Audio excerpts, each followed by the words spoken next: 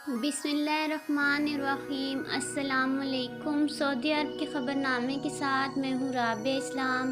اگر آپ سعودی عرب کے حالات سے باخبر رہنا چاہتے ہیں تو ویڈیو کو پورا دیکھیں، چینل کو سبسکرائب کر دیں، ساتھ ہی لگے بیل آئیکن کو دبا دیں تاکہ نئی آنے والی ویڈیو کا نوٹیفیکیشن آپ کو جلد موصول ہو جائے۔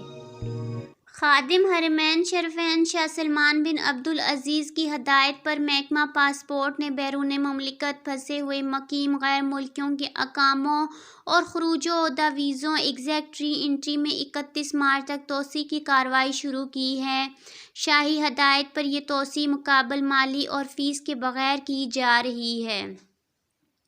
سرکاری خبر رساں ایجنسی SPA کے مطابق محکمہ پاسپورٹ نے بیان میں کہا ہے کہ اقاموں اور خروج و عودہ ویزوں میں توسیع خود کار سسٹم کے تحت ہوگی اور یہ کام نیشنل انفارمیشن سینٹر کے تعاون سے کیا جائے گا۔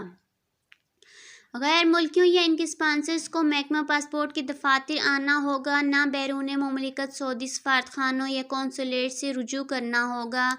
بیان میں محکمہ پاسپورٹ نے بتایا ہے کہ بیرون مملکت موجود ان مقیم غیر ملکیوں کے اقاموں اور خروج و عودہ ویزوں میں توسیع ہوگی جو ایسے ممالک میں قیام پذیر ہوں گے جہاں سے کرونا وبا کے باعث مملکت آمد پر پابندی لگی ہوئی ہے۔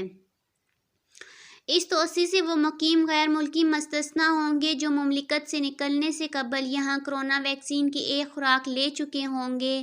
محکمہ پاسپورٹ کے مطابق بیرون مملکت ان وزٹرز کے وزٹ ویزوں میں توسیع ہوگی جن کے ویزے وزارت خارجہ سے جاری کیے گئے ہوں گے اور ان کا تعلق ان ممالک سے ہو جہاں سے کرونا وبا کے باعث مملکت آمد پر پابندی ہے۔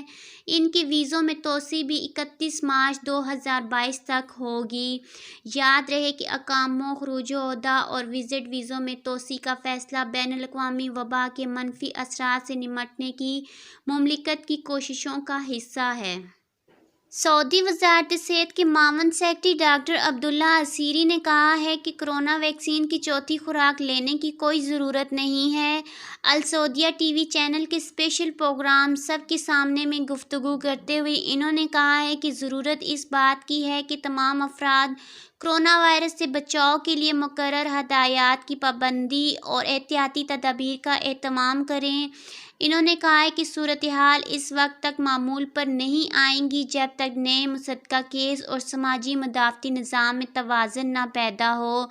یہ اس وقت ممکن ہوگا جب ویکسین لگوانے والوں کی تعداد مقررہ حد تک پہنچ جائے گی اور بچے ویکسین لگوا لیں۔ ڈاکٹر عبداللہ عسیری نے کہا ہے کہ ویکسین بچوں کے لیے بے حد ضروری اور مؤثر ہے۔ انہیں بڑوں کے مقابلے میں آدھی خوراک دی جاتی ہے۔ ان کے لیے صرف 2 خوراکیں ضروری ہیں۔ اب تک کے لیے اتنا ہی۔ مزید خبروں کے لیے دیکھتے رہیے سعودی اردو نیوز۔ مجھے دیجیے اجازت۔ اللہ حافظ۔